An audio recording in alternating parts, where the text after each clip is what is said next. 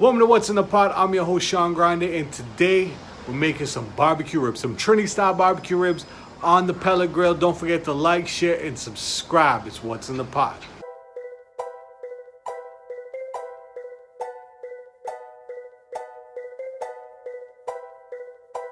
Thank you very much for tuning in to What's in the Pot. So I'm using half a rack of spare ribs. You can use any kind of ribs you like. This is my mustard and green seasoning mixture, which is 2 tablespoons of mustard and 1 tablespoon of green seasoning. If you're not familiar with green seasoning, I'll post the link right above here so you can go ahead and see what it is. Now this is pimento seasoning. It's a seasoning pepper, so it gives a lot of flavor. And the flavor you get from the pimento peppers is very much like a Scotch bonnet pepper or habanero without the heat. Now I'm gonna go ahead and add a little bit of heat because I like my food spicy. So I'm adding some red chili pepper flakes. You can go ahead and omit this or add a little bit or as much as you like.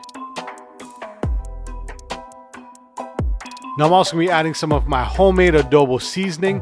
Now you can check out that video on my YouTube channel on how to make your own homemade adobo. You don't need to go out and buy any of that other stuff. And we're going to season the bottom of the ribs the exact same way we season the top. When you're actually doing it at home, you want to season the bottom first and then season the top. That was my bad, but I mean, it happens, right? So this is our final product. We're going to go ahead and put this in the pellet grill now to start cooking.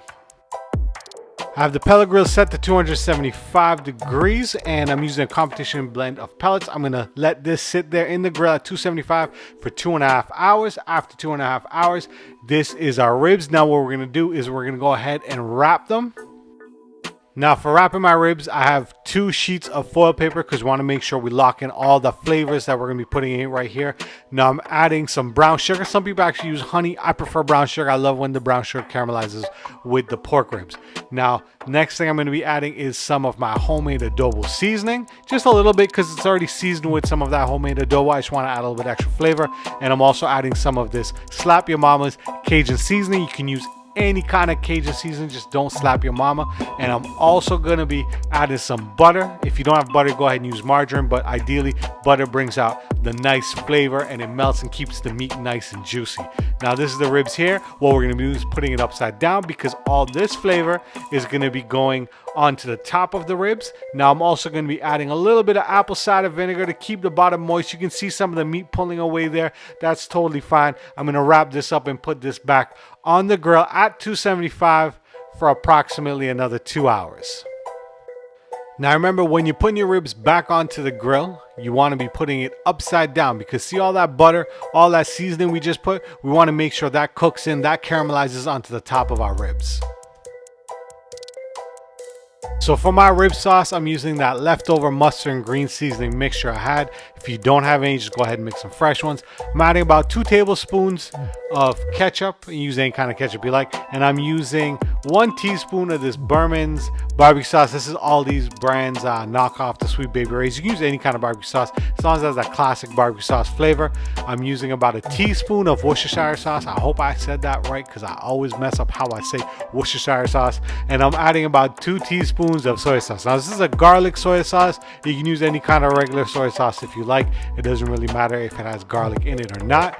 And last and finally, you gotta add some hot sauce. Now I'm using this Bertie's pepper sauce. Any kind of traditional Caribbean pepper sauce will give it its flavor, especially if it's a Scotch bonnet pepper sauce.